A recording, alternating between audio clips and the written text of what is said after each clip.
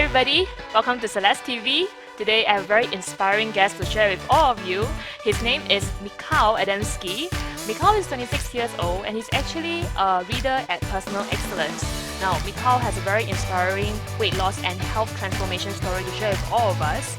Basically, Michael has been having an unhealthy lifestyle regime for pretty much the whole of his life, and suddenly there was this moment when he realized that he just wants to take control and take ownership of his health and his life, and that led to a total health transformation.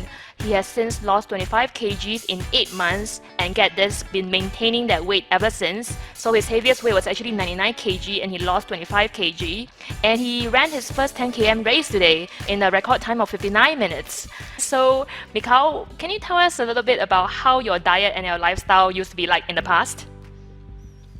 Wow. Let's just say health and fitness wasn't on top of my agenda at all growing up. I was very inactive for most of my life, but I was never really obese, if you can use that word. My weight fluctuated throughout my life. Generally, my energy levels were very low. I wasn't eating very healthy. It's just, I guess, something I got conditioned in when I was in school. That was basically a point in your life when you decided that this was it. I'm gonna stop living this way and I'm going to just turn my health and fitness around. Can you tell us about when that point is and what exactly happened? Of course. It was actually a distinct day I remember. It was during the festive season in December 2009. It was a really hot South African summer day, really, really hot. I went to a fast food, I ordered my meal, I ordered my soda.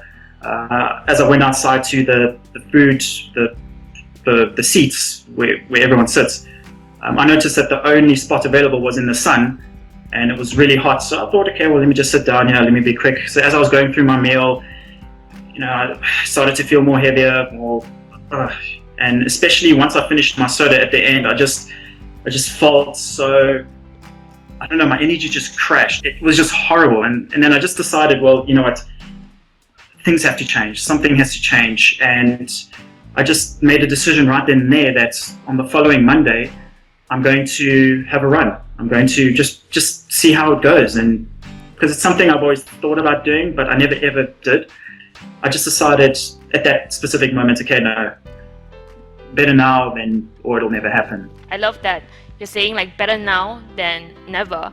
Like maybe some of us sometimes think that, oh, I'm already at this age, whatever age it is, and I've been like this for a large part of my life, might as well just stay this way. But the point is, if we start now, that's one less day of being unhealthy or living with that state that we don't want.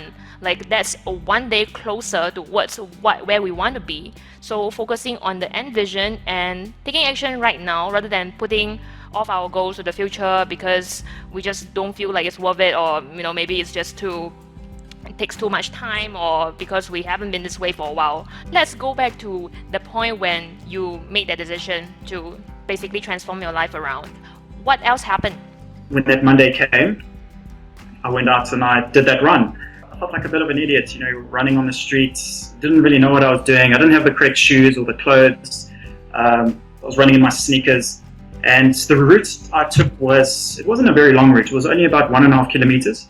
And that took me about, I think it was like 50 minutes to actually do, because I would jog for 200 meters and then be completely winded and then rest for like 10 minutes. At the end of that, I was completely dead. I'll be honest with you, I couldn't walk for about a week after that. And then I decided, well, let me do it again and let's just see how well I do once I recover. So the following week, I went out again. And the funny thing is that when I went out, pretty much the same story, of course, but instead of stopping like 8 times, the first time I only stopped about 6 times, and I did it 15 minutes faster. So already on my second run, I was making progress right then and there. And for me, I didn't expect it to be that easy, or let's just say such quick results on already the second run. And then I thought, okay, well, there must be something to this. Let me continue. Let me actually make a bit of a regimen out of this. So for the next few weeks, I was running once a week, and it got to a point where I believe it was about a month and a half later where I was able to actually run that whole route without stopping Mm-hmm. within it was about 20 minutes or so. Mm-hmm. So then and there I realized, wow, there's really something to this, and I want to continue. That's amazing. I love the fact that you're talking about the small progresses you made, because a lot of us, be it health and fitness goals or any other goals in life, we focus so much about whether we achieve the end goal within that desired time frame or the way that we want, and when we don't do that, we fall short of that in whatever little way, we then harp on that, and then we decided to just abandon the whole goal altogether, and that just creates a very self-defeatist kind of situation. Whereas for you, what you focus Absolutely. on is the progress you make. Like that first run, okay, perhaps you stopped 8 times. It was not the most fantastic run you could have done. But then the second week, you tried it again, same route, and now you focus on the fact that, hey, you stopped 6 times this time, which is an improvement versus the previous. And yes, you may be tired, you may still be panting, but that's a step up. For your diet in the past, how was it like? Was it mainly fast food restaurants? A lot of convenience food, a lot of quick things. Sometimes you buy a pack of meat and you buy sometimes crisps or whatever, and you just have them in your pantry or whatever. I used to eat so much cakes and sweets, and I used to drink so much milk, and my whole life I was pretty much conditioned to that way of eating, and of course my taste buds were very desensitized. I required a lot of strong flavors, a lot of sweet things, a lot of salty things in order to feel satisfied. But after my decision, I began experimenting with different types of foods. The very first book that I bought was a simple book on nutrition. It was almost like a nutrition for dummies type book. Mm-hmm. By reading that, it really educated me or helped me understand what foods are good for you, what foods aren't good for you. And from then I started substituting my diet. I stopped eating bread as much. I stopped going to fast food restaurants. There are actually so many things that we can educate ourselves on nutrition just by virtue of borrowing books or even through Google. Things like macronutrient ratio, different food groups, Absolutely. processed food versus non-processed food, organic food versus non-organic food, complex carbohydrates, refined carbohydrates. All these are important information to help us live a healthy life. And in fact, these are the things that we can educate ourselves on. So a cue to all the readers is that one thing you can start doing after this is go to the library and just borrow a few books on, say, simple information or introductory to health and fitness, nutrition, and just start reading them. And you might be surprised, like there's actually a lot of information inside that can be useful. Tell us a little bit about your weight loss transformation ever since you decided that you're going to take control of your life. How was it? Like most people, the weight doesn't just disappear in 3 weeks kind of a thing. It was a journey. It was a certain lifestyle or habits that I needed to develop in order to actually do it. So in about March, I started actually monitoring my runs. Mm-hmm. I created a little spreadsheet with the dates, the time, just a little bit of a note section, as well as the distance that I ran and the time that I did it in. And every single run, I would go back and I would populate that spreadsheet. And it became really motivating to me because, say if I ran 5Ks in 26 minutes on one particular day, it would inspire me to actually push to beat that time the next day. Mm-hmm. And I'd run, and then especially towards the end, I'd pick up pace and then eventually, even if I make it in 25 minutes, 30 seconds, then that to me is progress. That's like great. The weight loss was more of a consequence than an actual end in itself. Mm-hmm. I just walked past the mirror one day and I realized, oh crap, is that actually me? Like I was actually quite shocked to see my weight had actually dropped so much, or let's just say I was looking a lot thinner, and people were starting to tell me like, wow, you're actually losing a lot of weight. I was happy because at the same time I was also feeling better. My confidence, my self-confidence was increasing, and yeah, I just felt so much better since then.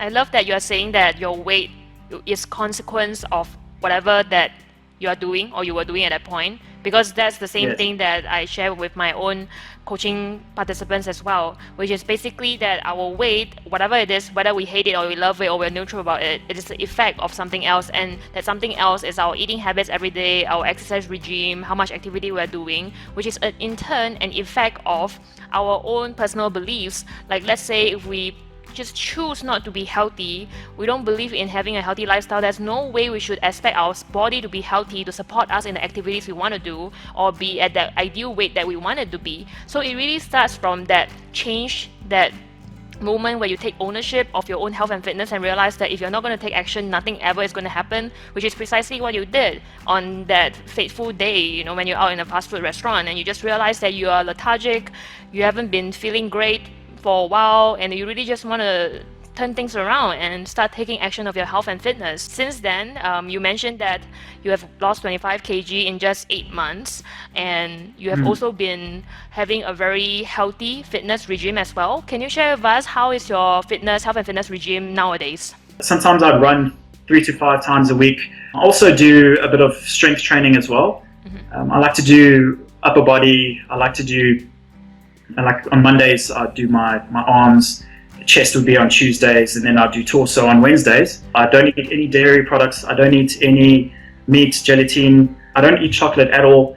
I don't eat cakes. I don't eat muffins. A lot of vegetables. I love vegetables.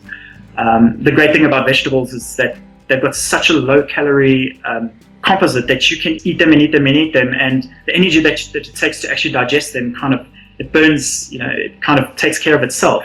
All around I am maintaining my fitness, and that's my current lifestyle at the moment. What tips do you have for people who would like to lose weight in a sustainable manner? It all comes down to what your motivations are, and they should come from yourself. It shouldn't necessarily be somebody dictating to you that you need to lose weight or anything like that. It should be something from within.